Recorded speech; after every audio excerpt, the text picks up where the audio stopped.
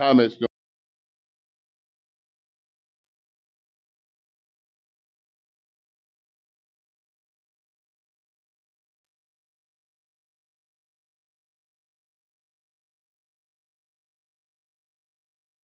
Actually, don't. Yeah, well, I don't eat candy, but I love those. They're good. For some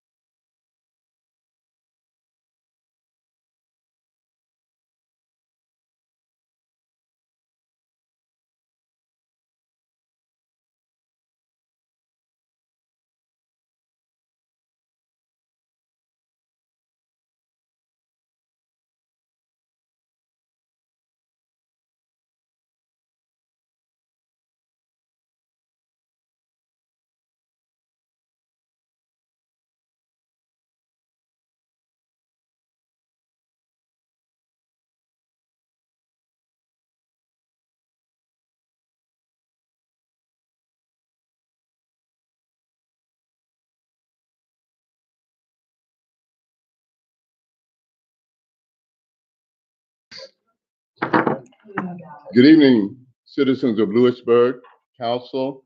Welcome to our December 10th Town Council meeting.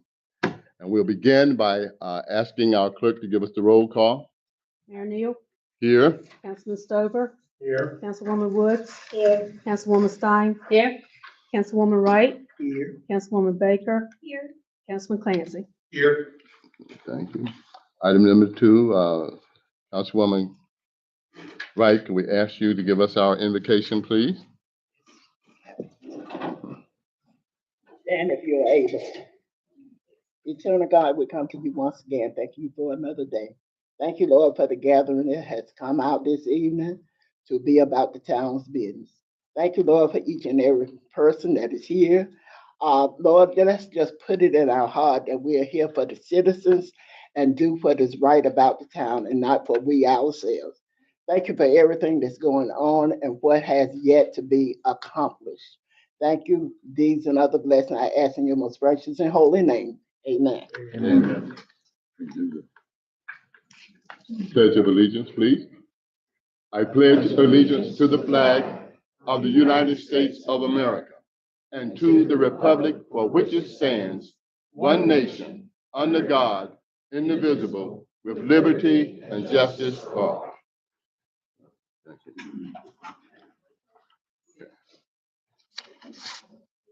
Item number 4 on the agenda. Before we do that, Council, I would like to make a motion to amend the agenda and add real estate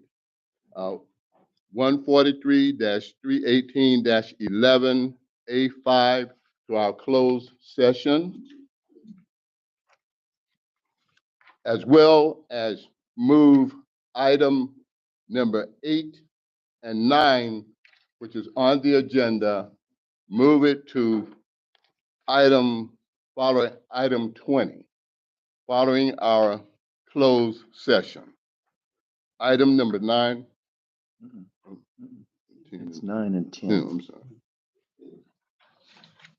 Stand corrected. That's item number 9 and 10.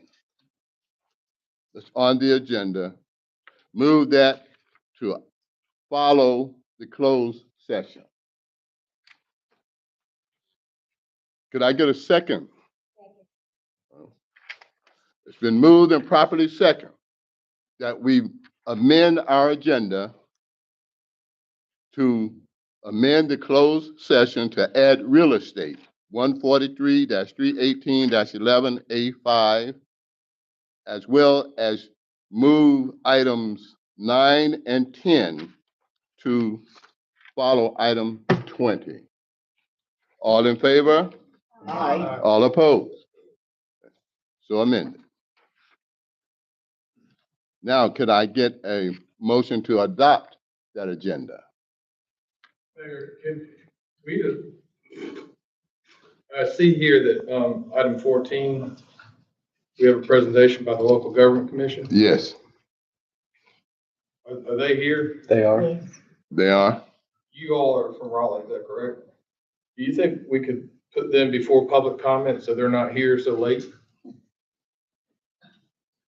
Well, if that's, Or that's between it. public comment and public hearing, I could get on board with that. Okay, I move that we make a motion that we move the presentation by the LGC up to before item number 6.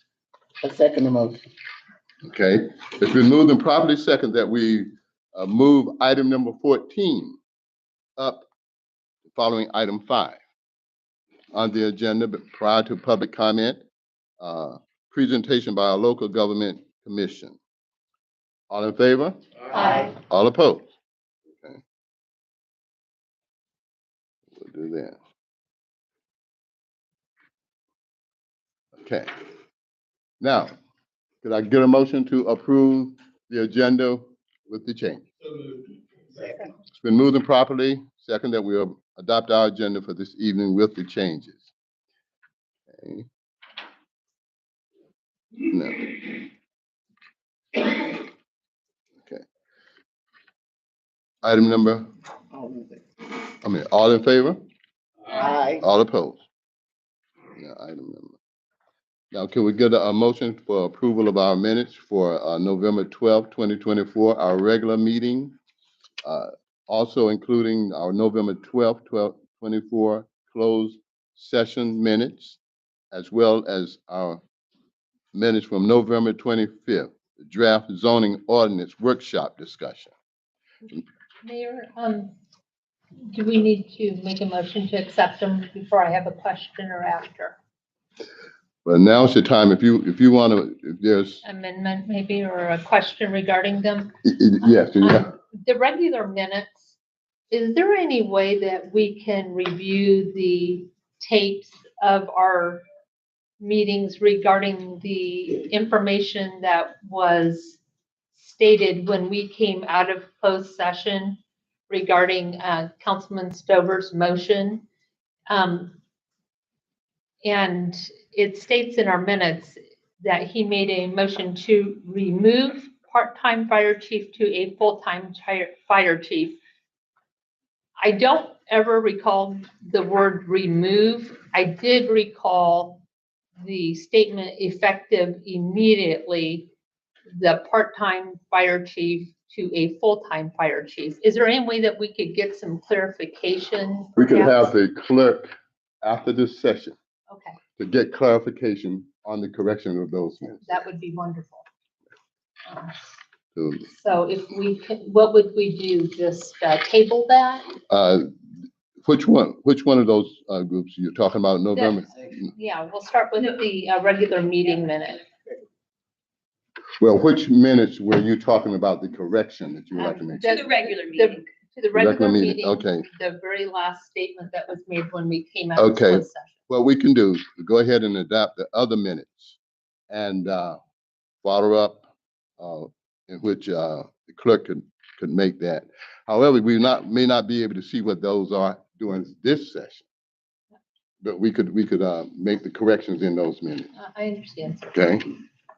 Um, And then my other question is, in reference to the closed session minutes, there was more information regarding our closed session minute meetings in the Franklin Times than was actually put into the actual minutes. So I was wondering, and I understand that they don't have to be a verbatim and to give an overview, but there was several statements and questions asked during that closed session meeting that I thought that were perhaps relevant, that should have been in the meeting minutes, that were perhaps in the newspaper. Is there any way that, does anybody else feel as though that perhaps that there needs to be some clarifications made? Or, There were two questions that were asked in closed session that I thought were pertinent to the fact that weren't stated in the minutes. And I'll be happy to discuss those in closed session. I'm not Yes. going to discuss them open. Yes, we would, we could discuss those topics in closed session. Okay, I'll make a motion to approve the strategic planning minutes. Zoning ordinance. Oh, it's zoning, I'm sorry. Yeah. Zoning, We've been busy. yeah, okay. they're all running So together. can we table approving the minutes for the regular meeting minutes and the closed session Okay, minutes? we'll do that. Okay. All right, so there's a motion to approve the, you said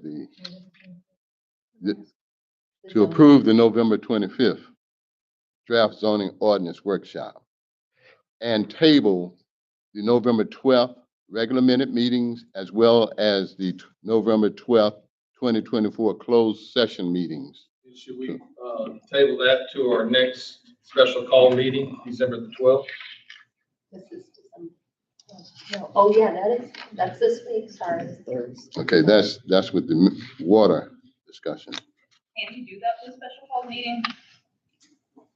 Mm-mm. I'm all Can I- for it timeline wise, but I just don't know if special call meetings have to have a Or we specific. can do it to the next regular monthly meeting. Yeah, let's, I would like to we could have moved that, we moved that to the next, regular meeting and adopt the zoning draft minutes for tonight.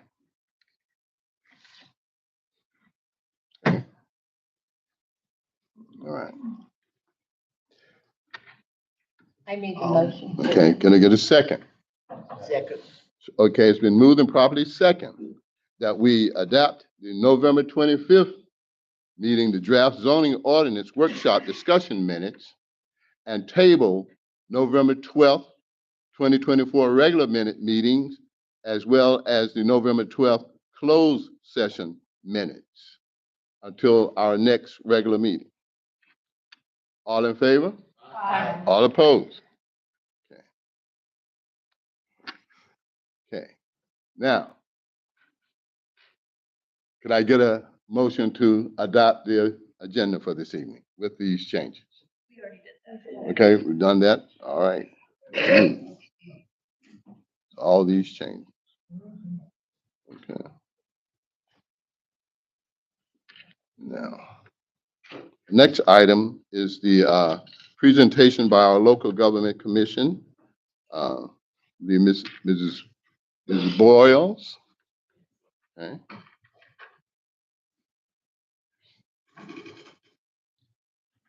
Kendra, just hit Yeah. the microphone. Just touch the little Just green. touch it, yes, ma'am.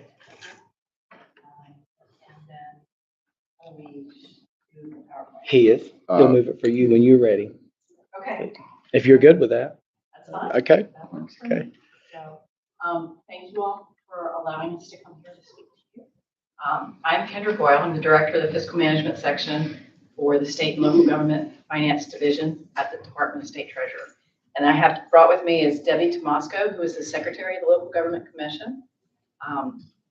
And just wanted to provide you all some background on what the Local Government Commission is, what we do, and we'll just jump on in. If we could go to the next slide to the agenda, just to let you know about the commission, about the Local Government Budget Fiscal Control Act, which is also known as General Statute 159. That's what we operate under. Debbie and I also serve as the staff to the Local Government Commission, along with many other accountants on staff. And also we have a debt management section. So they do a lot of debt analysis for the units, and also handle all the bond sales if the unit needs to issue debt. We're going to talk about responsibilities that you have as the board, and then about the financial reporting that's required for units of local government in North Carolina, and then also the unit assistance list.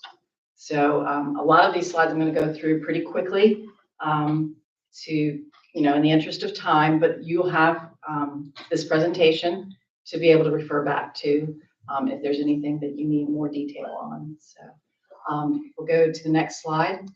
So the Local Government Commission was formed in 1931. It is staffed, as I said, by the Department of State Treasurer. It's composed of 9 members and chaired by the State Treasurer. Right now we're in that transition period where we have a new treasurer. We also have a new state auditor who serves on the commission.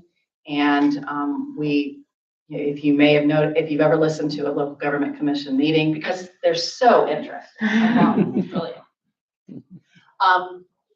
With the Secretary of Revenue was on the commission, and he has served on his last meeting, so there'll be someone appointed to replace him. And so we'll have several new members of the commission. So we'll go to the next slide, please. We are given the authority under General Statute 159. The one piece of that authority is that we can require the finance officer or anyone performing those duties to participate in specific trainings. We also can require that a unit of local government hire a third-party bookkeeper or accountant to fulfill the duties of the finance officer. And that applies only to specific units as identified in the statute. There's certain criteria that have to be met in order for that to happen. And then next slide, please. And then our third authority we have is to impound the books and records of a local government and assume full control of its financial affairs under certain circumstances. So we don't take that authority lightly, and we have no desire to take control of the town's finances and operations. And that's only done as a measure of last resort and through a long course of notice and warning. And it's not something that we like to do at all. In fact, I said that the commission was established in 1931. It took until, I believe it was 1995 before we ever assumed financial control of a unit of local government. And we don't, when we do that, we don't take them very long. It's go in, fix what needs to be fixed, and get out. And so that's something that we absolutely are not in the business of doing. So next slide, please. We operate, as I said, under the General Budget Fiscal Control Act, General Statute 159, and it sets forth the requirements for budgeting of a unit of local government, fiscal control, and borrowing money. Next slide, please.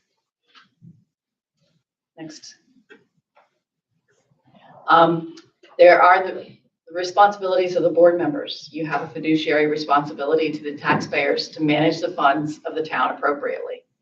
The governing board is ultimately responsible for the finances and fiscal status of your town. Next. And you all really play a critical role in the making sure that your town complies with General Statute 159. Next. So we require audited financial statements. That's part of what's in the law itself. It says financial statements that are done in accordance with generally accepted accounting principles. And we take in those audits and we do an analysis of your fiscal health. We also are doing analysis in case you need to issue bonds or debt. So we'll look at that to see if that debt is affordable. There are other groups that use those financial statements as well. General Assembly, the federal and state agents, other state agencies, when they're trying to determine whether you are able to receive some of their funding, receive a grant, those state agencies are going to want to look at your audited financial statements. There are other public associations that will look at them as well. We actually publish the audited financial statements on our website once they've been reviewed and accepted by our office. So it's out there, and if you don't have your audit in and then you're not on our website, that's out there for the public to be able to see. Next slide, please. General Statute 159 puts together the responsibilities of the finance officer. It wants to make sure that the board has hired a qualified person in the role of a finance officer. Finance officer has to be bonded. Next slide, please. There was, effective January 1, a change in the bonding requirement. It was previously just as flat $50,000 bond, and no matter how much your expenditures were. We recognize that many units, $50,000 is not going to protect them from some things because they have so many such high expenditures. So the law changed. I'm not going to get into the details of that law, but we do have a memo on our website and a lot of information about that bonding requirement. It's basically the higher of 50,000 or 10% of your expenditures in your annually budgeted funds up to $1 million. So say that 3 times fast. Anyway, next slide, please. A person may not be appointed as the finance officer or assume those duties if they cannot be bonded. So that bond, again, is protection for the unit of local government. So next slide, please. Also, General Statute 159 allows for a third-party bookkeeper to be hired by the unit to help with the finances. But someone still has to be tasked with making sure that that third-party bookkeeper or accountant is doing what needs to be done for the unit, and that the services that they expect to be provided are being provided. Next, please. I talked about the generally accepted accounting principles. Your audited financial statements have to adhere to those. Those generally accepted accounting principles are set by a national accounting standards board. And then there are certain pieces of generally accepted accounting principles that the LGC dictates. So we offer guidance and support to units as to how to make sure things are generally accepted accounting principles for North Carolina. Next slide, please. So you're required to have an annual independent audit. It is contracted by the governing board. We do have a contract that we ask you use for that on our website. You contract with a CPA, and that CPA will give an opinion on whether or not they think the financial statements they've been presented are materially correct. So next slide, please. And again, I'll just say about that opinion, it doesn't mean that everything's perfect. It doesn't mean that everything, there's no fraud or anything like that. It's what they're giving their opinion on is that they're materially correct. That determining whether there's fraud or embezzlement is a totally different type of audit. So let's see. So those financial statements will present both an economic picture of the organization as well as their financial picture. Next slide, please. Just some quick facts for you all. I'm not going to go through those in detail. The next slide, please. Again, more quick facts. Next slide, please. So again, this is where we have oversight responsibility and for the approval of most debt that's issued by governments. That we review a unit's compliance with their internal controls and their debt and their grant covenants. And we analyze that data to measure the fiscal health of each entity. Next slide, please. So we haven't been able to do that for the last 2 years of fiscal years because you all have not been able to submit your audited financial statements to us. So next slide, please. When we do get your audited financial statements, there will be something called financial performance indicators of concern. Those are ratios. Well, there may be financial performance indicators of concern. There will be a set of ratios that are measured against thresholds we've set. And if you cross those thresholds, then they're deemed to be of concern. Not every unit has those, and you may or may not. But those are identified, and your auditor should present them to you. So I'm telling you this so that you know what to expect when the auditor gives you your financial statements. Anything that's deemed to be of concern, we expect a response from the board to tell us how those are going to be addressed. Next slide, please. Those responses require the signatures of the majority of the board, and if something is a repeat from the prior year, we expect some special attention to that. Next slide, please. That's a list of the ratios that we look at. So you see it's a pretty in-depth thing that we look at. And some of those are in red, and we'll get to why those are in red. But next slide, please. Before that slide that showed how the red, those things that were in red are things that we look at extremely closely because they could lead you to be on what we call the unit assistance list. And right now, because Louisburg is behind on their audits, that's the reason they're on the unit assistance list. And that is when we get your financial statements, we'll take that data and we'll do a score, give you a score. And then it will determine whether you remain on the unit assistance list.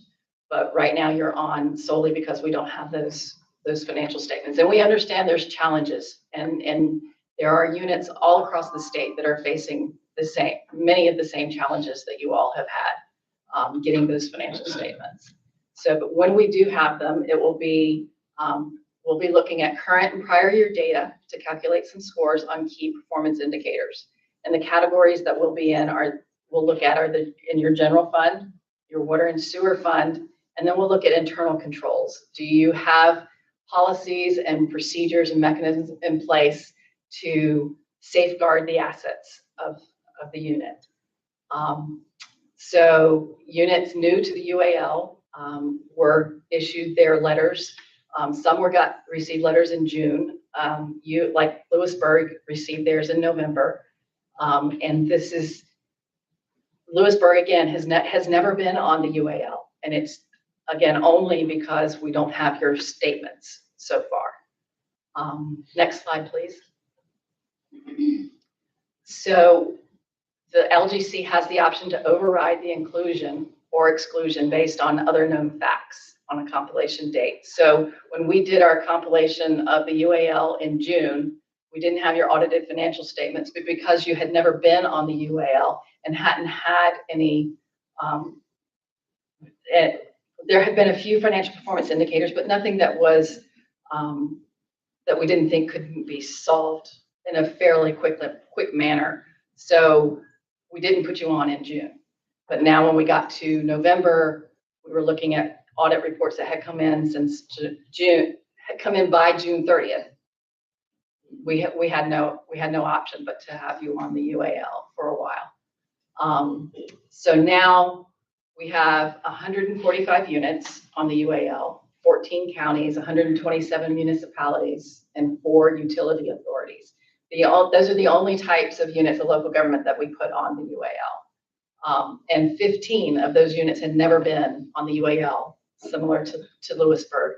And I think 6 of those 15 were because they had not submitted audited financial statements.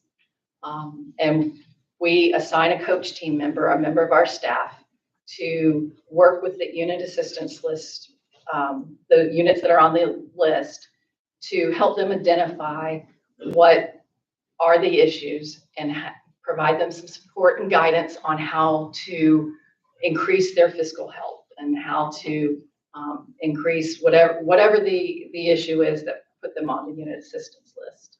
Next slide, please. So that has happened here. Our coach team member has met with Mr. Medlin, and they've come up with some plans. They are meeting every week. They've got to get updates and figure out what's going to need to be done to get your financial statements to us. So also what they would be asking, our coach team member will be asking, is that they be provided some interim financial information, and that they see a draft of your next year's budget, and they'll be reviewing that for compliance with the general statute. That's solely for compliance to general statute. It's not to tell you as a unit anything to put in your budget unless it's something to comply with the general statute. They develop goals, like I said, on how to remedy the items that are placing you on the UAL. Next slide, please. There are some consequences of being on the UAL. If you're a unit of local government in North Carolina and you're issuing debt, or basically the key numbers to remember are for more than 5 years, for more than $500,000, then you probably need to go before the local government commission to get permission to issue that debt. If you're on the UAL, it's 3 years and $50,000. So that puts a lot of people in the category of when you're leasing a vehicle, you may have to come before the LGC to get permission to issue that debt. That's the kind of thing that it's really a significant change for units if they're on the UAL.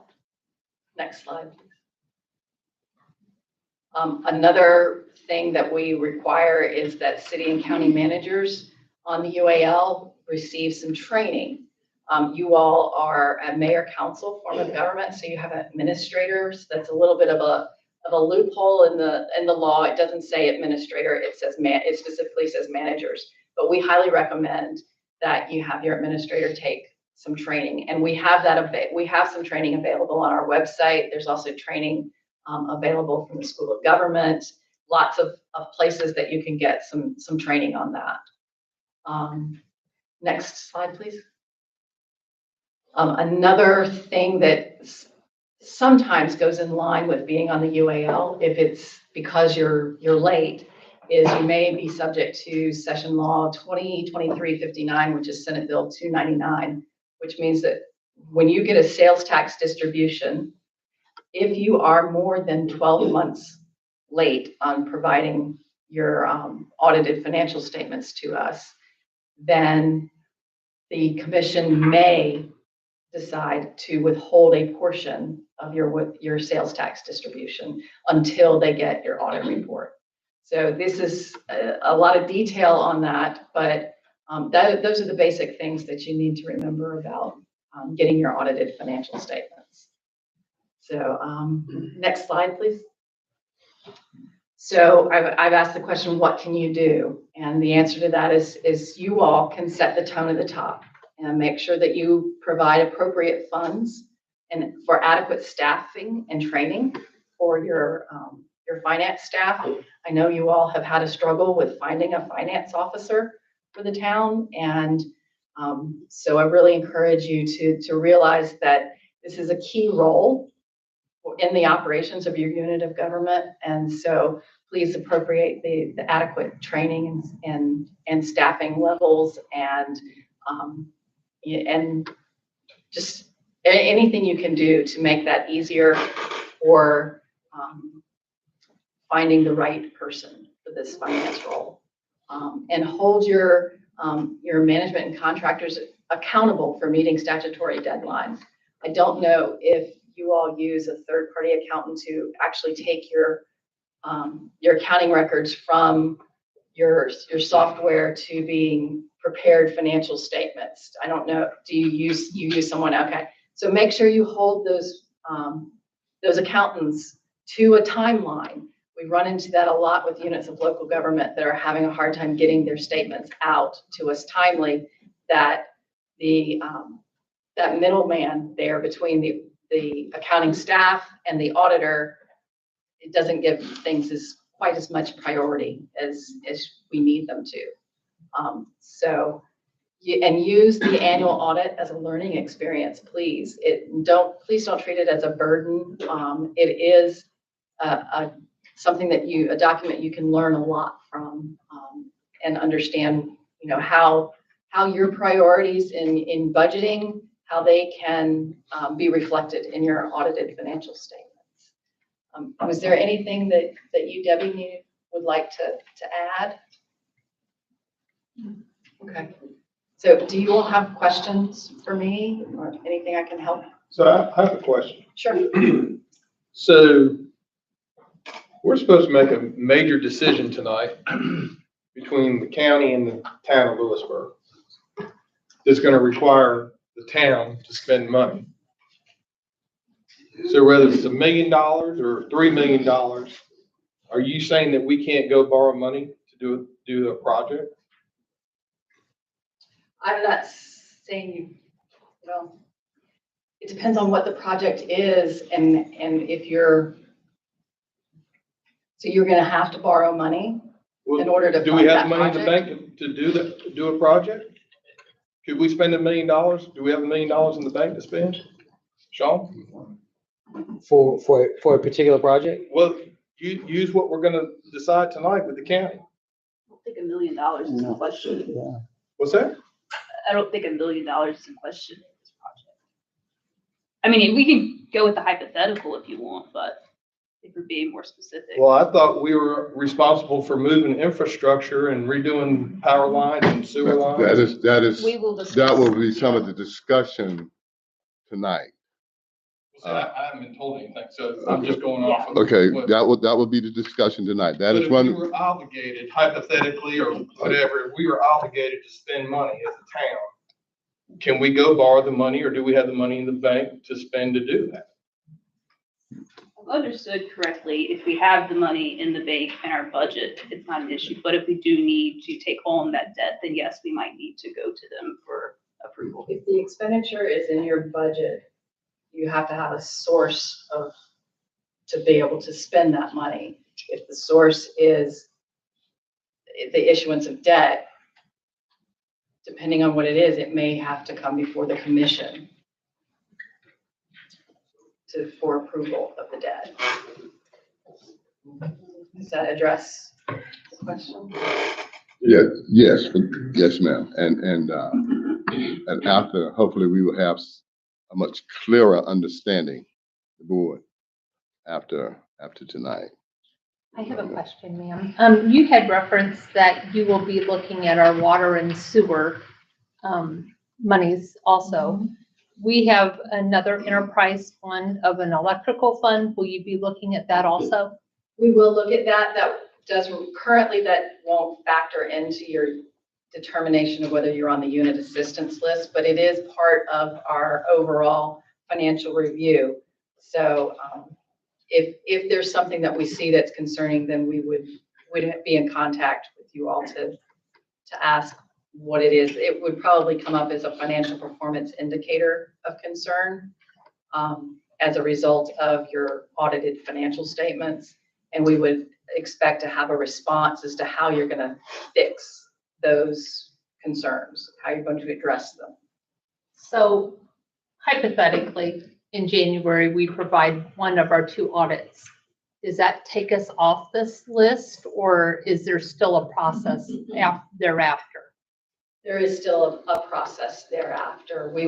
That will definitely help because we'll have your 23 audit report in. The 24 was due October 31st. Just being, depending on what the fiscal year 23 says, we would still want to get in your fiscal year 24, but we would definitely be assessing things at that point. So one of the things that I appreciate y'all coming out this evening and coming from Raleigh and whatnot. What's concerning to me is that you've been working with Mr. Medlin for the last few weeks. And this is the first that I've been told about this. Is this something that the council should have been notified of? Well, what we did, and we have talked about that internally. We issued a letter that was to Mr. Medlin and to Mayor Neal. And what we've talked about internally is that we should make sure that we get that letter out to the entire boards of units that come onto the unit assistance list. But we did issue the letter to Mr. Medlin and to Mayor Neal. And we have received emails June, August, and then I think another one in November too. So it's not a complete surprise. Okay. Maybe it's Yeah. Okay. Well, but we've Good. had I'm no glad that communication. those got distributed out. As a council. So when you did reference the fact that essentially the buck stops with the council. Yes. So perhaps, I know it's been a little bit of my concern when we do our budgets, that some are concerned about making it look balanced, and which is essentially the goal for some, but I'm the type that if you have $100 and you go to the grocery store, you spend $99.99, not more than what you're budgeted for. Does that play into what I understand that we're on this list because of our audits being late, but will you be looking at the fact that perhaps we're spending outside of our budget? Well, the general statute 159 requires a balanced budget. Yes. And it requires that you not over expend in any of at the budgeting level.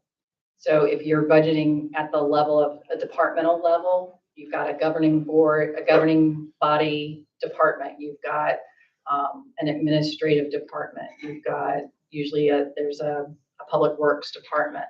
You budget for say $1 million in public works. The requirement is that you spend $1 million or less. If you go over, then that's a violation of General Statute 159. That would be reported in your audit report that you've overexpended at the adopted budget ordinance level. Kendra, I think that comes 2 ways through our monitoring. One would be through any findings in the audit that would come to our attention when we do the audit review. But local governments that are on the unit assistance list, one of the things Kendra mentioned is some of that additional assistance that we provide, and we'll be asking for budget to actual reports throughout the year, and then that draft budget next spring when you're developing your fiscal year 26 budget at that time. So being part of the way, I'll actually provide some additional assistance and resources to y'all from our staff. So There's pros and cons of being on it with, with everything. There are, the additional restrictions, but it comes with support and guidance from our coach team staff who are there to assist you all in complying with General Statute 159. Okay. I hope you found that informative. If you have any further questions, please feel free to call. I know we're really excited that Sean and Ann are putting together this plan of meeting, once a week just to talk about the progress. That's, got a lot of potential to make sure that things get taken care of quickly. So thank you. Thank you. Thank you. Okay. Moving on, item number 6, the public comment section. This is the section where citizens can come forward and have 3 minutes to talk on any subject and anything that they would like to share with the council. I have 3 people that have signed up, and the first I have is William Mitchell, 128 Eaglewood Drive, Edgewood. Y'all hear me? Yes. Well, to be real quick, I don't even know what to say after what I've just heard from the LGC. I don't even know what to say to that. You ever heard the saying, takes a village to raise a nut? Y'all are nuts. Excuse You're me. nuts. I have bragged about this town for the last 20 years and how neat this little community is. It's a wonderful place to live. But collectively, as a board, you are destroying this town. I have wrote budgets for the last 20 years for local government. Have never even heard of someone not getting an audit on time. I don't even know what to say to that. But I want to ask you a question, because I'm here to represent my concern with the fire department. Anybody know what a spanner wrench is? Anybody? I'll give you an easy one. How many fire hydrants in the town of Louisburg? Nobody? A guess? Anybody know what the flow rate is for a fire hydrant? It's green. So what I'm gathering is y'all don't have a damn clue about fire service, fighting fire. And apparently you can't manage my tax money. But collectively you make a decision to remove our chief with nothing in place for leadership. That's absolutely absurd. Absurd. Guarantee if I ask Dr. Stover, you wake up there, how many joints in the foot? Guarantee he knows it. He's a doctor. There's 33. But you just collectively removed Randy Lanham as the chief with no replacement for him. We just got our Class 2 certification. Of the hundreds and hundreds of stations in this state, there's a handful that had a classification. In Louisburg, little bitty Louisburg, we got it. Mainly because of the leadership of this man and his team, his career firefighters, which apparently some of you have a lot of disdain for the town employees.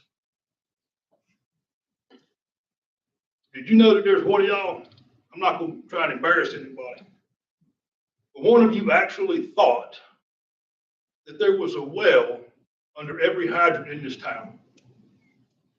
And you wanted to lead us? You want to make decisions that you think are best for us? And we have no chief. Then you appoint an interim. What in the hell is an interim? What the hell is that? And then you send him a letter telling him basically you have no teeth. So here again, no leadership. I've been in law enforcement 33 years. I am into leadership, and I figure I got another 12 years in me. But I have never seen a situation where a public service agency has no leadership. And to me, Chris, you looking at me? it reeks of politics. And if you think that the town can manage by losing your career firefighters, you're wrong. Any of y'all know how to work a Halligan? Even know what it is? You ever cut a child out of the back of a car? Don't think so. But the disdain that some of you have for town employees is going to end. I've done my research. I begged, I prayed to the Lord that there was a way for me to petition for a recall election. Mr. Mitchell, I thank you for your time and your comments. The 3 minutes is up. Thank you.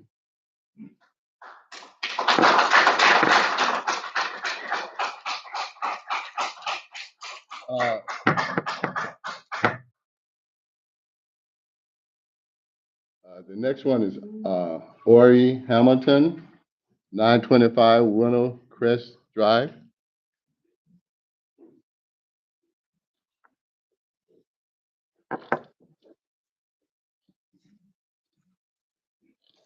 I believe y'all know why I'm here.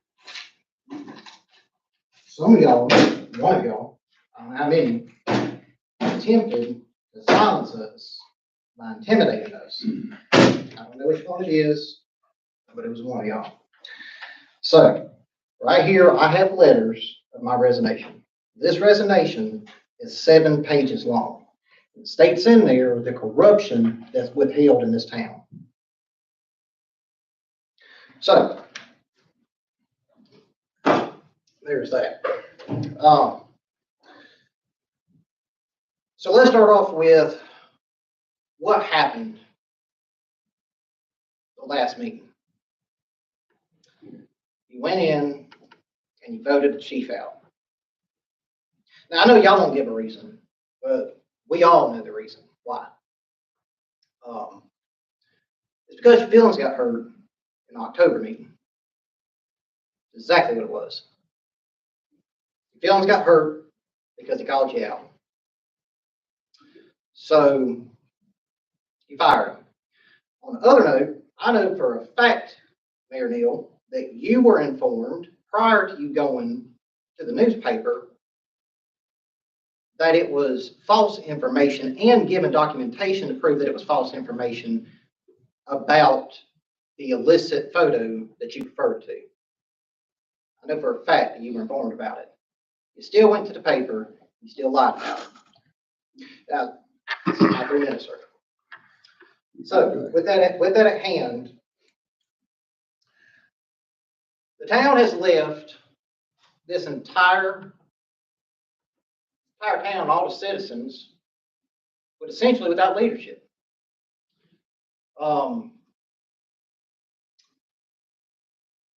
He referred to the captain as an interim. So, if anybody can please explain to me what an interim is, please enlighten me. Prior to me being cut off, I also have, because I know that they're not going to, I have 10 copies here of my resignation with everything that I have learned about this town and have witnessed from this town. I come to all the council meetings too, by the way. 7 pages long of everything that's happened. Prime example, local government has had to come in here to essentially put them on probation because they're not handling your taxes right. You're spending money, you're paying taxes 50 cents on the dollar, that I believe is 50 cents on the dollar, and they can't even manage it right. On the other hand, I can tell you that. Mr. Hamilton, your 3 minutes is up. I appreciate your comments. Thank you.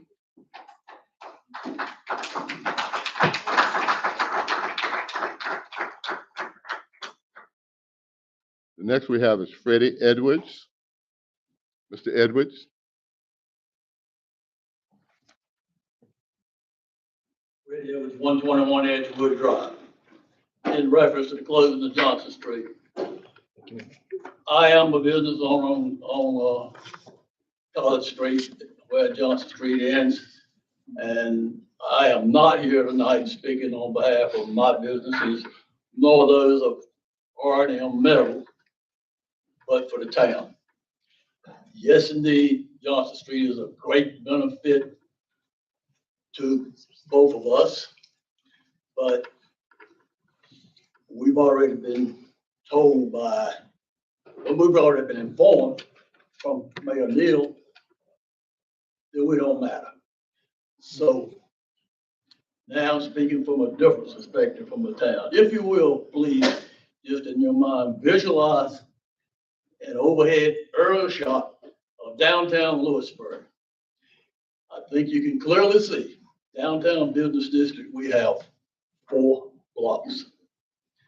Now in that same picture in your mind, erase Johnson Street. What do we have now? 3 blocks is our entire business district downtown. The county and loosely affiliated things to county business will own half of Louisburg downtown. Affiliated, I mean, businesses that will come because of the courthouse. That is lawyers and other business associated things. You've not only given away your town, you've given away the park. Once you put up a 3-story building, you don't have a park anymore. Where's the park? Down behind the county courthouse. It won't be downtown Louisburg anymore. Bond Heating and Air has given the town that little strip of land that's adjacent to the park so that the town could develop its park and the riverwalk. Or you're gonna give them their land back now so that we don't have a park and won't have a riverwalk. The businesses that are downtown, I'm talking about it, the main corner. Nobody's coming downtown to invest millions of dollars in a new business. Property owners down there will not be able to rent their office space out to anybody except lawyers or something of that nature. I'm old enough not to care, but I do care. I love Louisburg, and I might add Louisburg High School in the same bunch. I'll be gone. There's no reason that town should be gone. I'm not in favor of the courthouse, but conceding the courthouse, don't tell me the county can't build a courthouse down there without closing the street. They haven't drawn final plans. It's not that hard to do. I used to teach drafting and I could almost do it. As far as the voting is concerned, I have been to the meetings down here. I've heard people speak. I've heard dozens of reasons of why Johnson Street should be left open. A dozen or so by Councilman. Mr. Edwards, your time is up. None have spoken in favor of closing it. Or are you voting the will of you? Louisburg citizens or the county citizens? Thank you so much for your comments. You're supposed to be representing us, not Brighton County.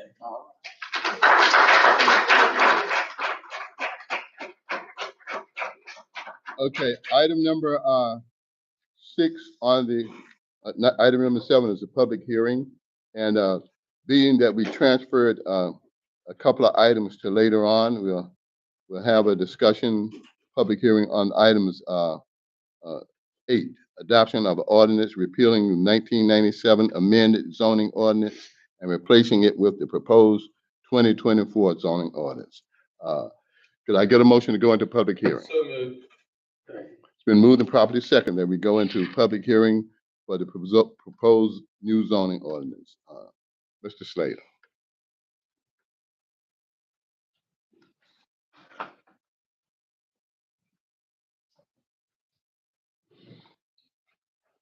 Mayor, members of council, the new zoning ordinance that is being submitted for approval tonight has undergone a process by which a series of, or one consultant in coordination with me has prepared a draft.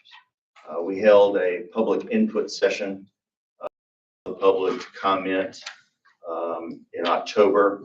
We submitted that draft to the planning board for its review and comment, and they gave a positive recommendation for adoption.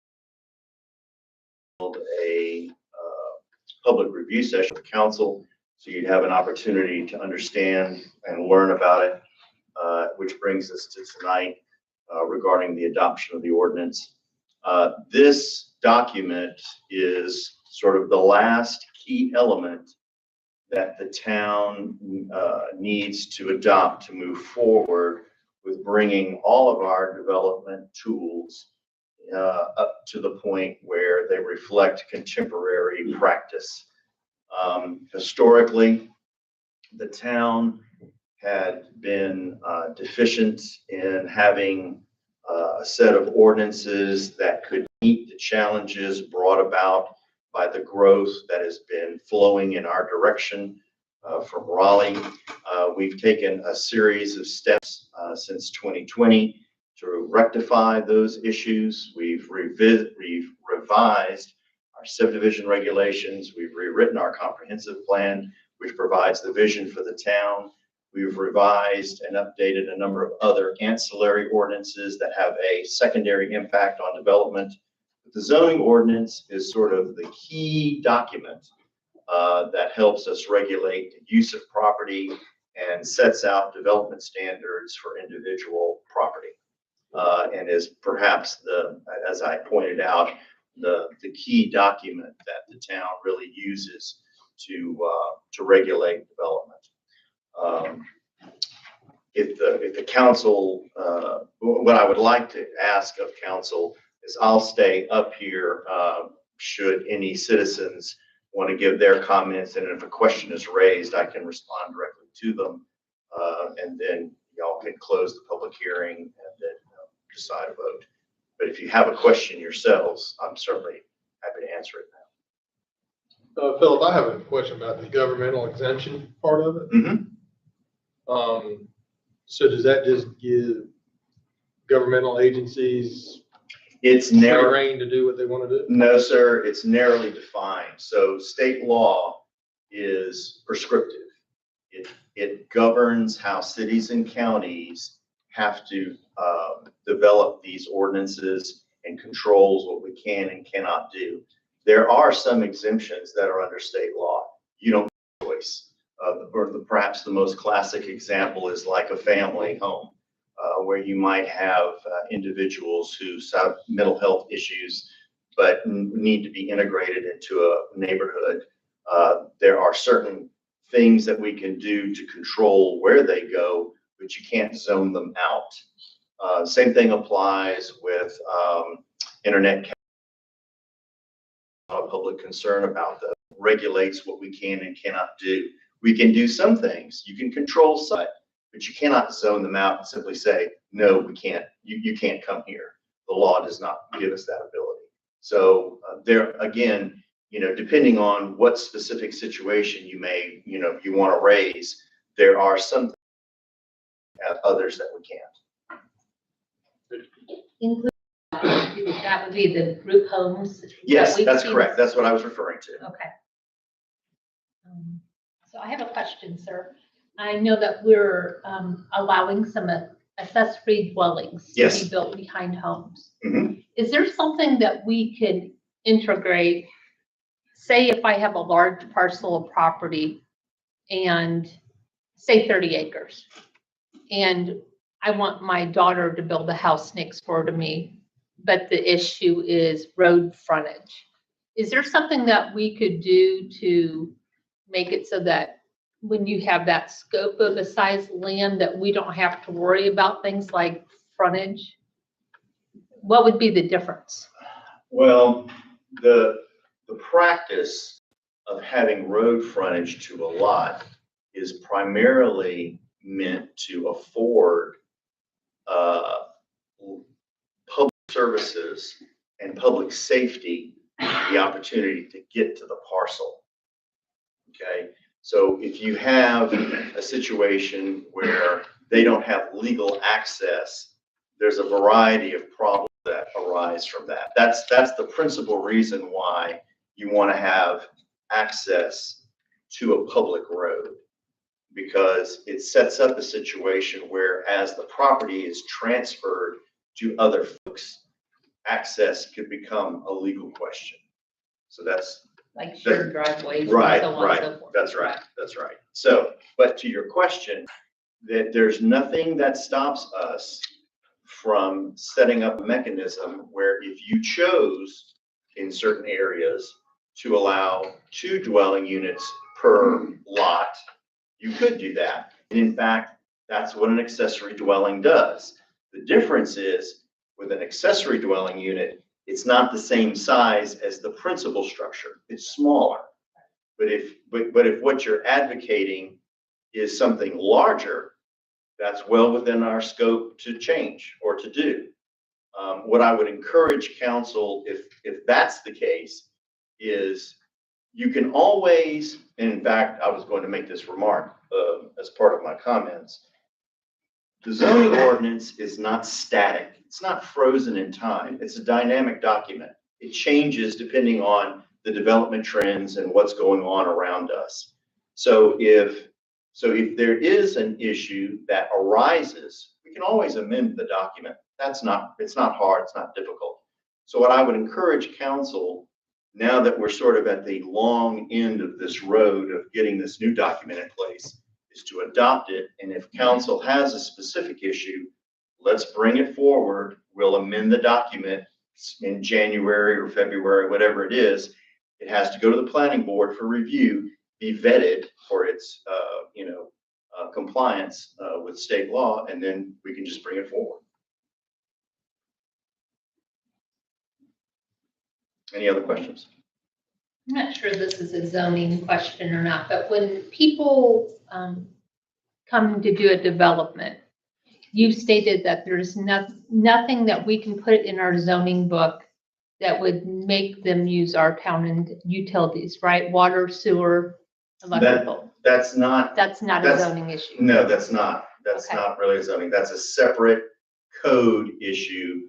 So as I've expressed perhaps in the past, state law governs how you extend utility services and the type. For example, with power, because we're a public power, state law governs within certain guidelines whether the town can assert the right to extend or to give power, or whether an option exists for the property owner to go with an alternate provider. The issue with water and sewer is it's currently written in our code, if you're within 500 feet and you're in the town limits, then we can make you tie on. As a practical matter, when developers develop property, they almost always want the town's utilities. You are not required to extend it, however. That's a choice, that's a policy decision you get to make. But most developers, if they want to do a development of any size and scope, it's required. They're going to want it. And so then the town extends it at their cost. Thank you. If there's no other questions, I'll turn it back to you, Mayor, for public remarks. Sandy, Philip, let's see, are there any questions from the audience? Or Mr. Slater? Okay, thank you.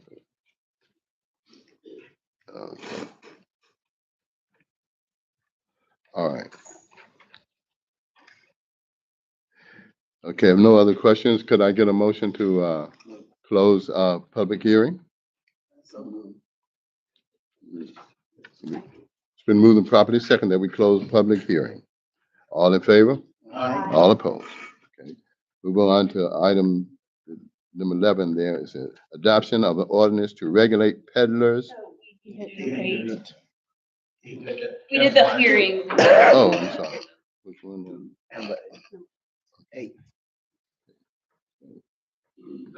Adoption of an ordinance repealing the 1997 amended zoning ordinance and replacing with the proposed 2024 zoning ordinance.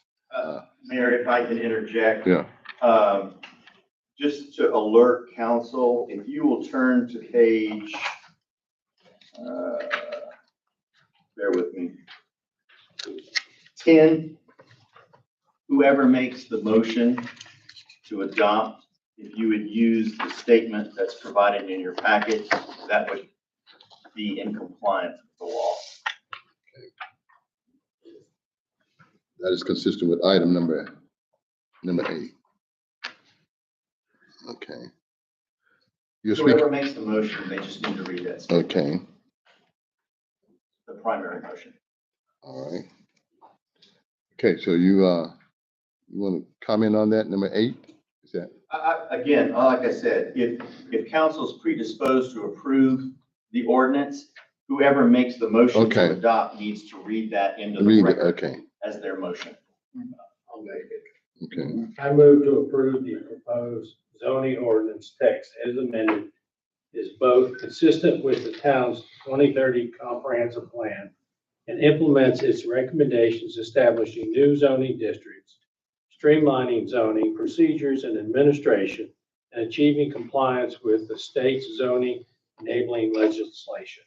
As a matter, You don't need to read that. Right?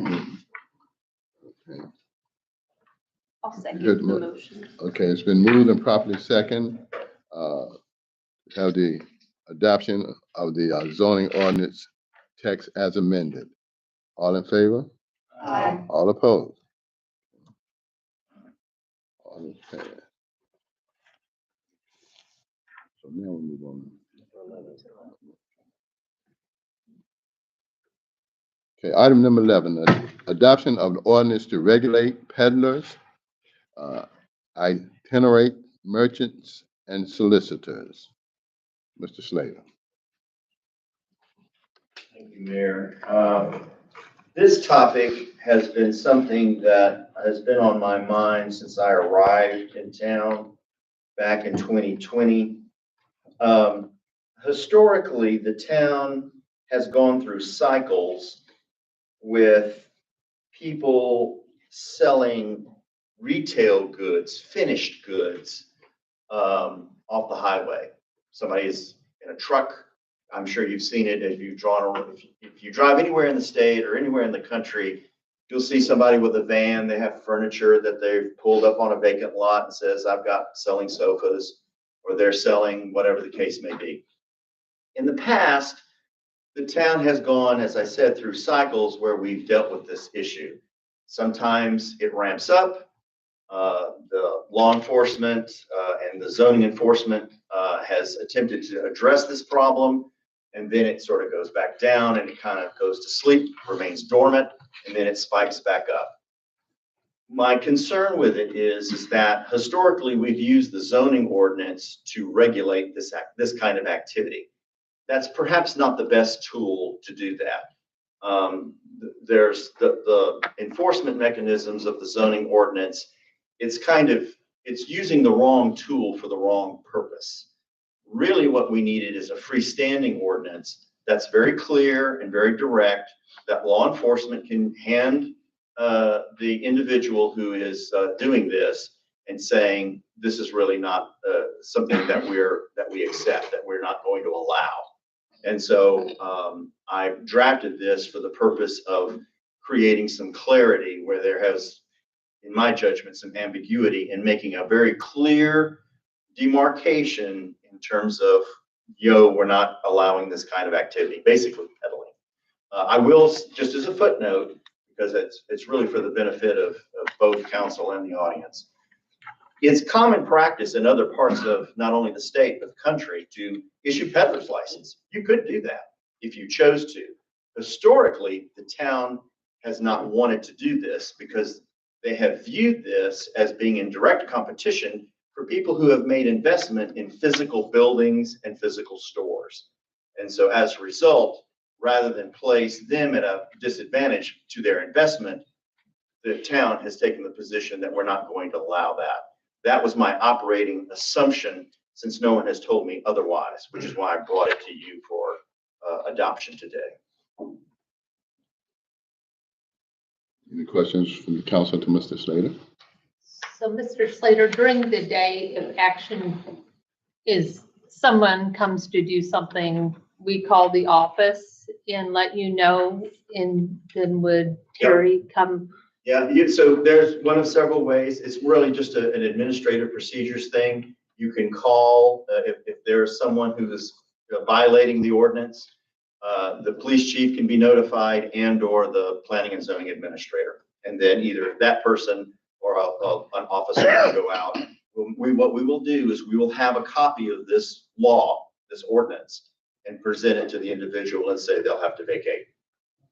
A few nights ago, someone dragging a wagon came to the door at night, and I didn't see the need to call 911 over it, but Right. yet, it alarms you when, Certainly. so maybe. So, and just to be clear, it does cover door-to-door sales as well as itinerant merchants. Thank you. Is this also like yard sale? No, the yard sales is a totally different kettle of fish. That's governed through the zoning ordinance. There's process and procedures for that. It's totally unrelated. That's in the zoning law. That's correct. Any other questions? Okay. If not, could I get a motion to approve? Approve. Second. It's been moved and properly second that we approve the ordinance as presented by Mr. Slater. All in favor? Aye. All opposed? Okay, so passed. All right. Number 12, resolution to award contract for site remediation. Mr. Brown. Thank you, Mayor, members of council. Tonight, I'm here to let you know that about a month ago, I got a phone call and met with Amanda Thompson of NCDEQ, Division of Solid Waste. She's responsible for monitoring landfills and similar sites within the state.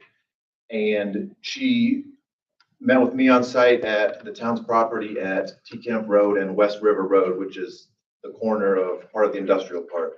And you may or may not be aware of it, for years, that's been a site where the town has historically dumped spoil piles from utility cuts, leaves, yard waste, debris, utility poles, things like that. Well, Amanda was meeting with me to inform me that the town of Louisburg is in violation of running an unpermitted landfill or yard waste site. So she said she wanted to let us know that we've got 60 days from the point of contact, which was early November, to get this site cleaned up. She's going to account for the holidays, the New Year, Thanksgiving, and Christmas. We've been successful in getting rid of about 8 loads of utility poles, treated lumber, things that cannot be in the pile. And what I'm asking tonight is that you will grant the town administrator permission to enter into a contract with KB's hauling and site development in the amount of $35,000 to clean up the site. They will mulch all the yard waste, haul it off, and they will haul all the spoil piles to an appropriate permitted landfill. At which point Amanda will then make another site visit and hopefully deem us in compliance. In the meantime, staff has been directed to no longer dump their spoils there or the yard waste, and instead haul it from the job site to the appropriate landfill. Any questions, Mr. Brown, the council? Mr. Brown, the appropriate landfill is the landfill, right? Do we have another area that we're using to dump? Correct. in So the Franklin County landfill accepts municipal solid waste and yard waste. We will have our guys pick up yard waste and they'll haul it directly to the Franklin County landfill yard waste portion. Will that create additional fees for the town also? There will be, we expect additional tipping fees. I think yard waste, I want to say it's $40-some a ton. What about the site on Seaport? The site on Seaboard, we have also begun hauling that to its appropriate destination. That's where the street cleanings have been dumped. Street cleanings can no longer go there. They've got to be hauled to Franklin County landfill in the solid waste portion of the site. What about the mulch? The mulch, we can store a certain amount of mulch for a certain amount of time. The majority of the mulch, at this point, we will haul off to an appropriate landfill just to ensure that we are fully compliant at all known sites. We'll still be putting mulch in the future there? I think That's it's been a service to the community. correct.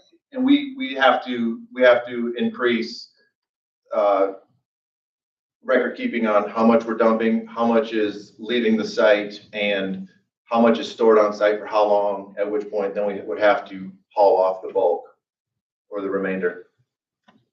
So we can still put fresh mulch there, we just can't leave it sit like the pile's there now. Correct. We'll get it cleaned up and start fresh, essentially.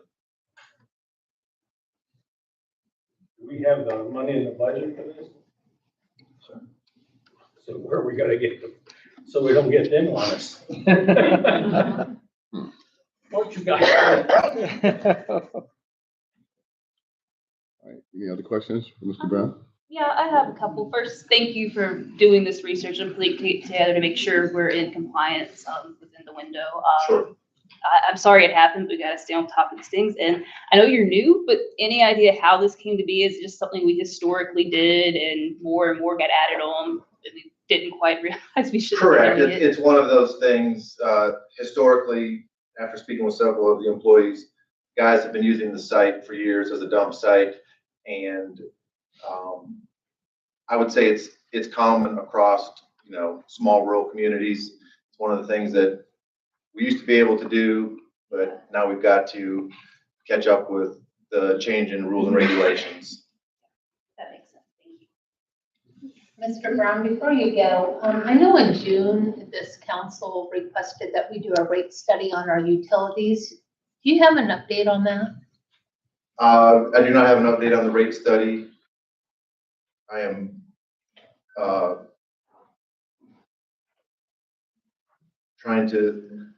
I'm aware of it. I would say that trying to get a couple of the more pressing regulatory matters cleared before I dive into that. So it hasn't been done yet? Not yet, maybe? I do not know where we're at in the It's process. okay. Correct. Thank you.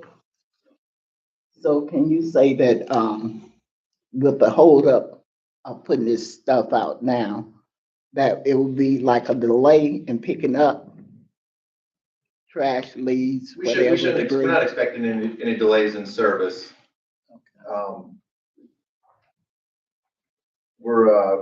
I think we'll be compliant within the required 60 days, and service from our employees should continue as usual. Okay. Any other questions? If not, can I get a motion to approve? Mayor, how are we gonna approve it if it's not in the budget? No, I don't see how we can take action on this okay. if it's not in the budget. We award don't the have the money. contract. We cannot award the contract this month. If we don't award the contract, we're probably gonna be subject to fees from being out of compliance. So we are just to provide some clarity, we are in violation. And from the letter you've seen, we're in violation because we've established a solid waste management site that was unpermitted. And there is the possibility of fines for not meeting the 60-day deadline.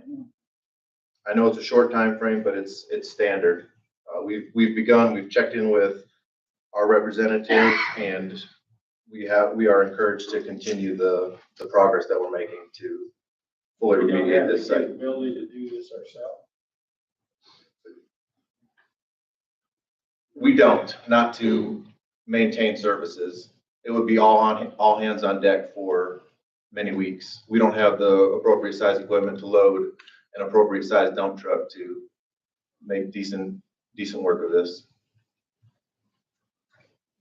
Contract would probably be cheaper than doing it ourselves too. Correct. At the end of the day. Mr. Medlin, how do we do this? So in our budget this past year, as you may recall, under administration, there was appropriated fund balance where we had some funding available. We could move it from there. We do have the funds that we. It's just not earmarked for Not in this, that line item. not for this particular project, but it, We do have money that we could amend the budget, move to this. yes, When we sir. spent $75,000 on basketball courts, it wasn't in the budget either. I mean,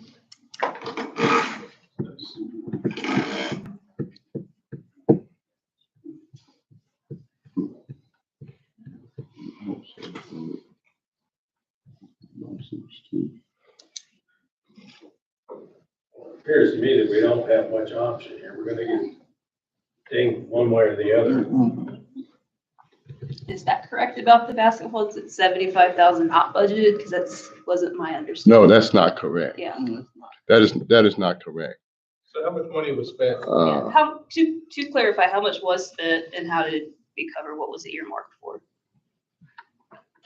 $35,000. 35,000 and we're still not done with it.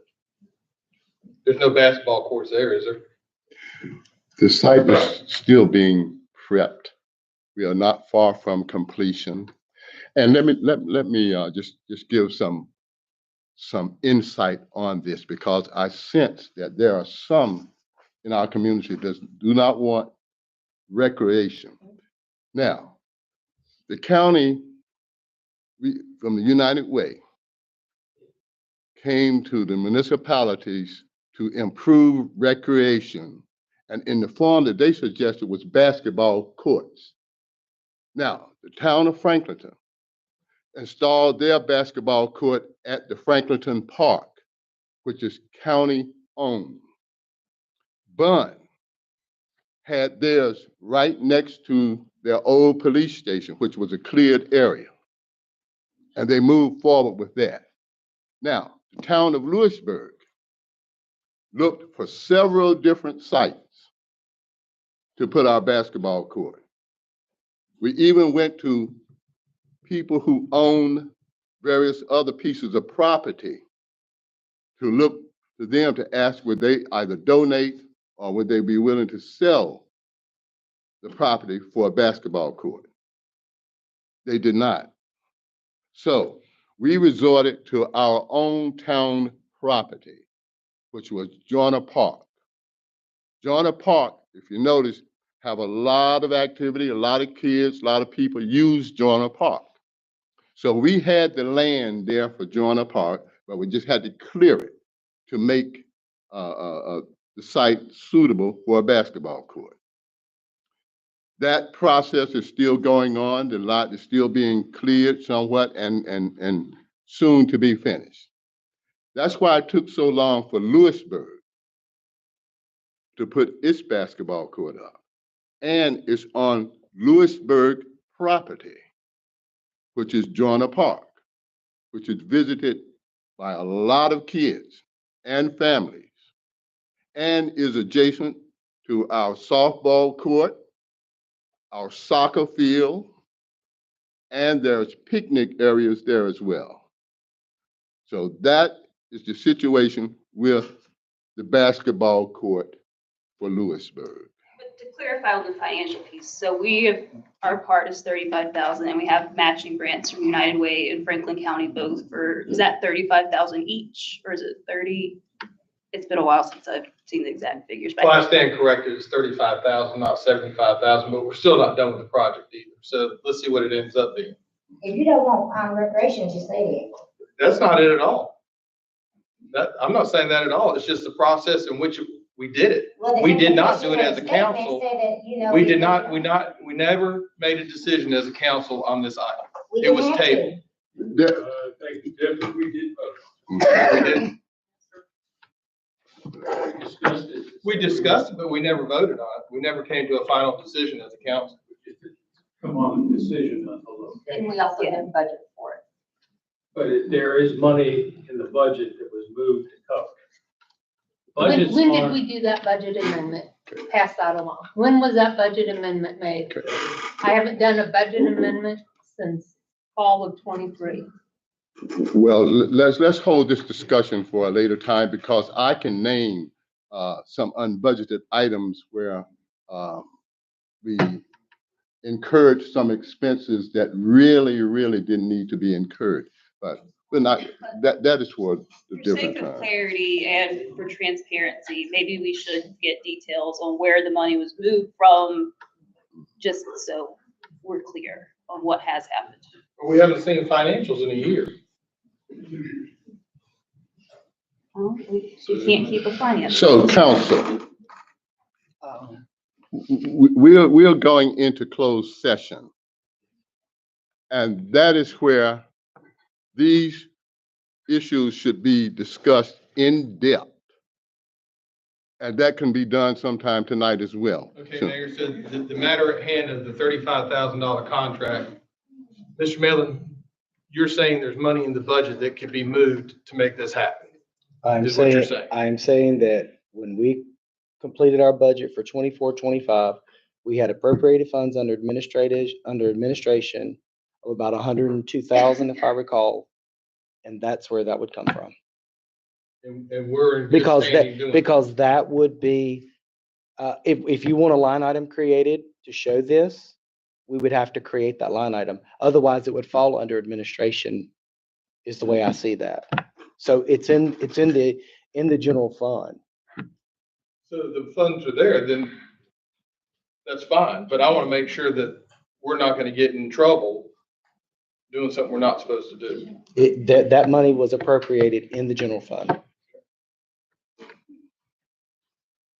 So I move that we accept this resolution to award a contract for site resolution. I'll second that. It's moved and properly second that we adopt this to move this solid waste to its appropriate locations. All in favor? Aye. All opposed? Ayes have it. Thank you.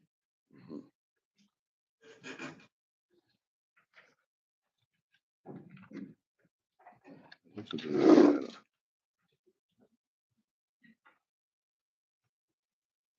Okay, item number 13, resolution for appointments to the town board and commissions. Mr. Slater.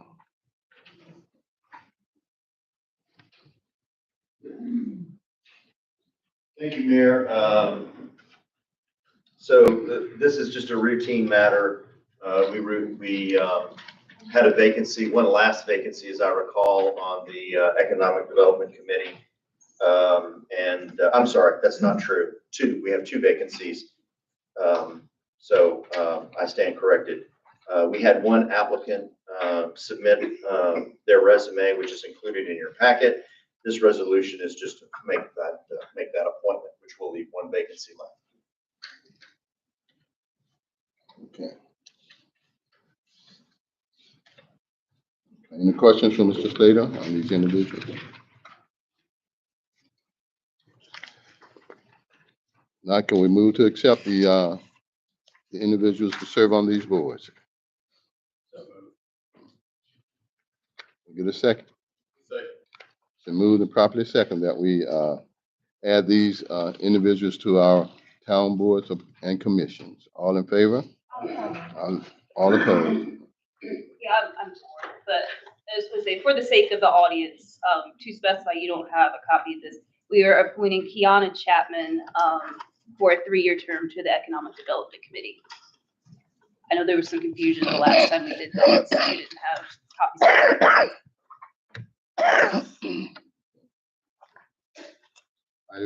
Next item, the administrative report. Mayor, Town Council, to bring you up to speed on some things that we have going on, the renovation construction improvements have begun at 124 North Main. A Depot Hill project update. The bids have been advertised beginning December the 8th. A mandatory pre-bid meeting will be held January the 15th, and bids are due February the 4th. Town hall offices will be closed December 24th, 25th, and 26th in observance of the Christmas holidays, as well as Wednesday, January 1st. Town hall will be closed in observance of New Year's Day.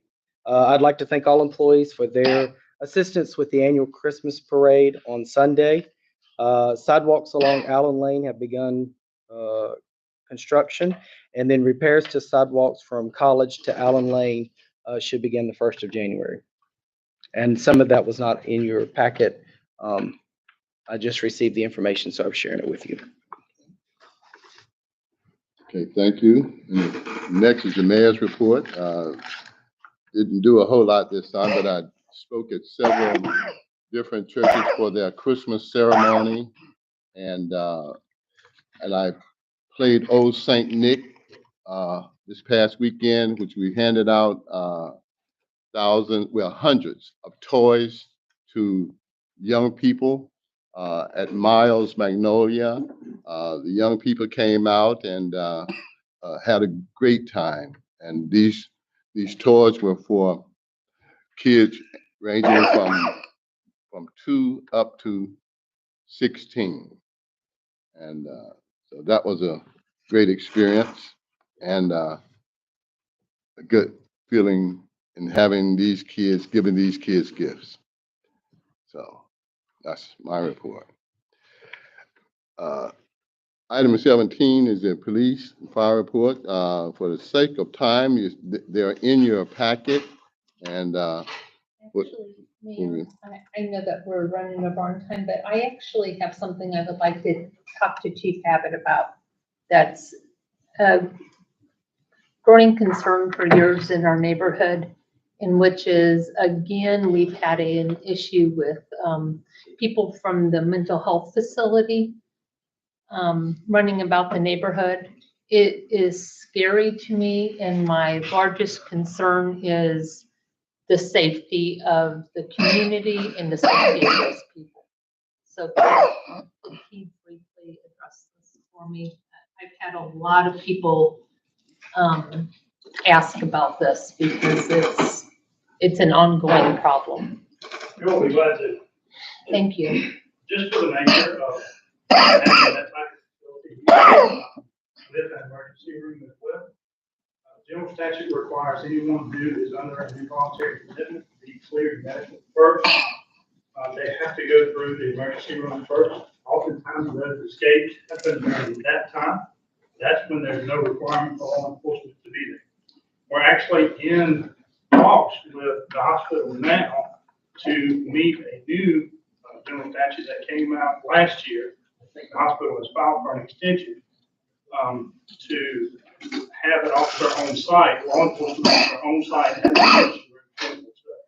If that goes through, that should help that situation. But as far as escapes from the facility itself, from the mental health side of the facility, we haven't had it. They've all come from the emergency room, where these people are being medically cleared first. It's still alarming when you see it. That's why we're addressing. Okay, so there is action that's being taken. Yes.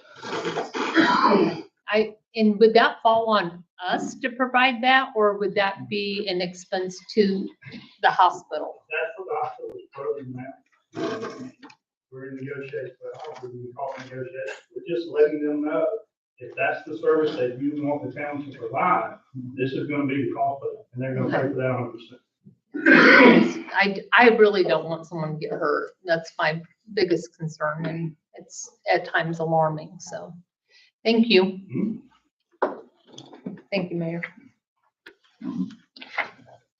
okay. Item 19, the council comments. At this time, the council can make comments. Mr. Councilman Clancy. Okay. Councilwoman Baker. I have a few things. First, I hope some of you were able to make it to our Christmas parade this past weekend. It's one of my favorite traditions. Had a really nice time, and I'd like to say thanks to all the employees that helped make that happen. Street department mainly, but I know electric, public works, everybody. It was all hands on deck to make sure our streets were cleaned up and safe for the parade. Please know your work was really appreciated. Also, thank you for those of you that came out tonight and made comments. I'll be honest, like even those of you that had more negative things to say, part of this job is sitting here and taking it when you're upset with our decisions. And I completely understand where you're coming from. Mr. Hamilton, I think you're still here. I'm sorry that this is the situation we're in, but I do understand. I will take a look at your letter. I appreciate you handing those to us. As far as that decision goes, I'll be honest, it's a matter of public record. I voted for that. I had my reasons, and I'm happy to explain them to people one-on-one. But I have been a little disappointed in the follow-up. That again, leadership is part of this job, and it seems like there's been a lapse in that. However that came to be, it seems there was lack of research done as far as the contingency plan, who would be in charge, how that would work, and it's made a bit of a mess. Communication. I understand like notifications didn't go out right away, and I'll stand by that. If we make a decision, we need to stand by, take leadership, and show accountability for it. I won't go as far to say I regret the vote, but I regret some of the follow-up and what's happened since. And for that, I'm sorry. That's me not doing my due diligence. I shouldn't have assumed that more had been done. But it is what it is. I'll be nothing but open and accountable for it.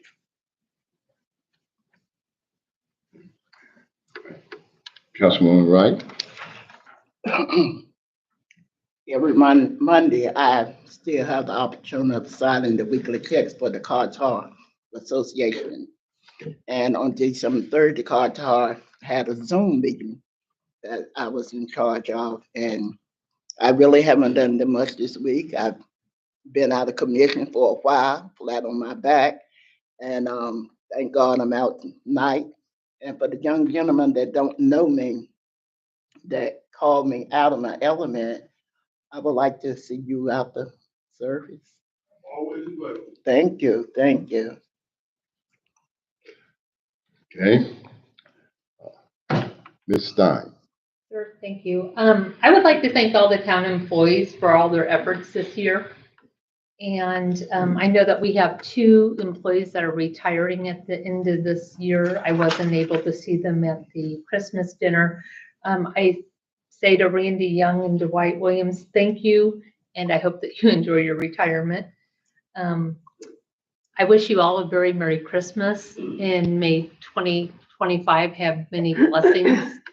And on Saturday morning at our historic Oakwood Cemetery, we will be laying wreaths with the Wreaths Across America. So if you would like to join us in that, we will have a brief ceremony at 10 o'clock and start laying wreaths. Thank you.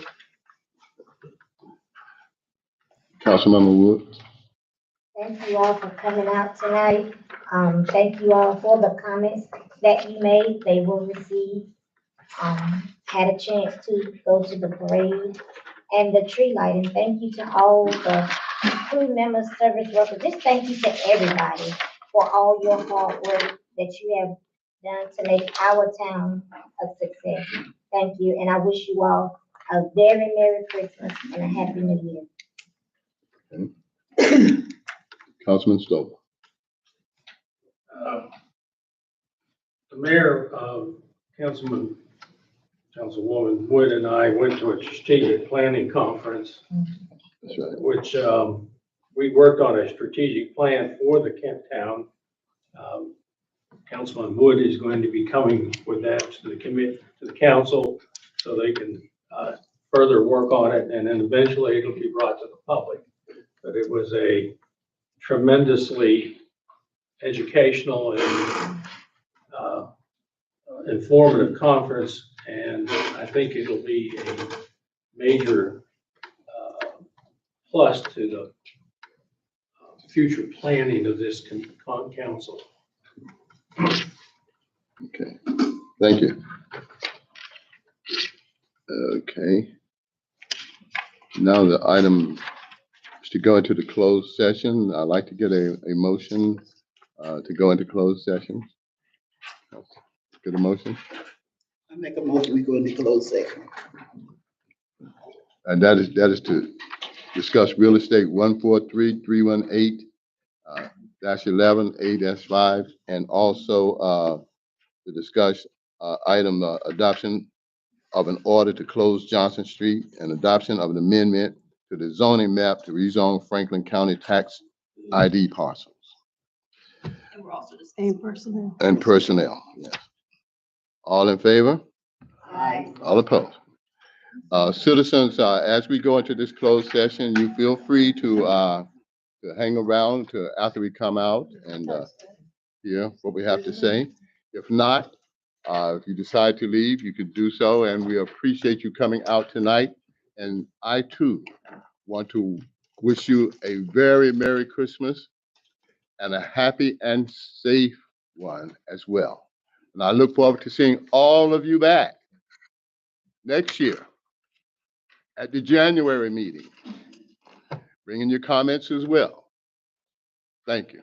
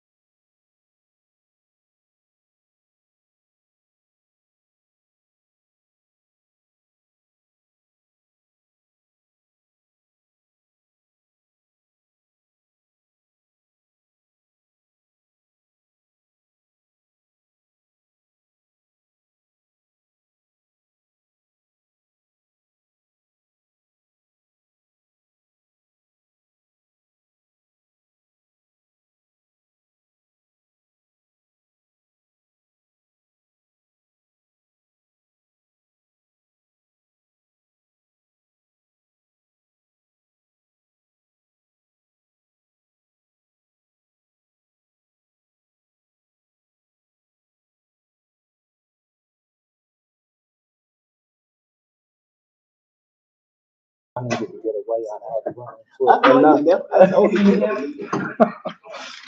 I would have to run on foot. Mayor, I make a motion to go back into open session. Second. Been moved and properly second that we go back into open session. All in favor? All opposed? Okay. In our closed session, like to make a motion that, the town of Louisburg approve the zoning order for the county for the judicial complex. However,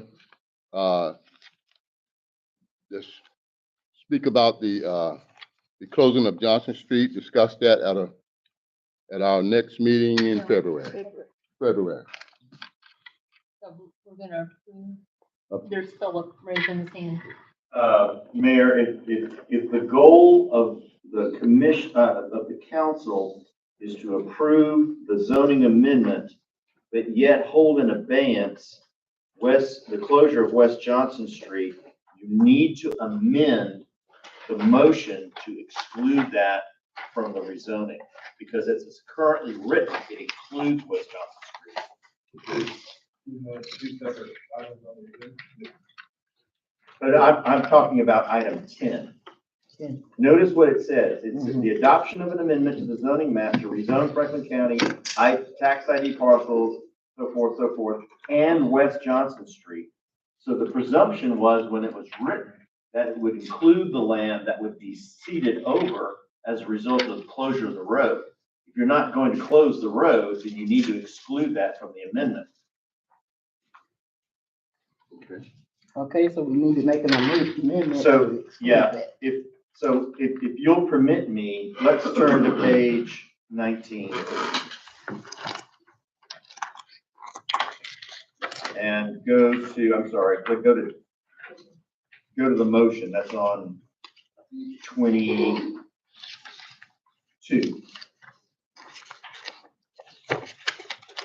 So that's the motion that you would need to read in order to take action on that item. And where it says, and West Johnson Street, you would omit that. Omit. Okay. Omit that.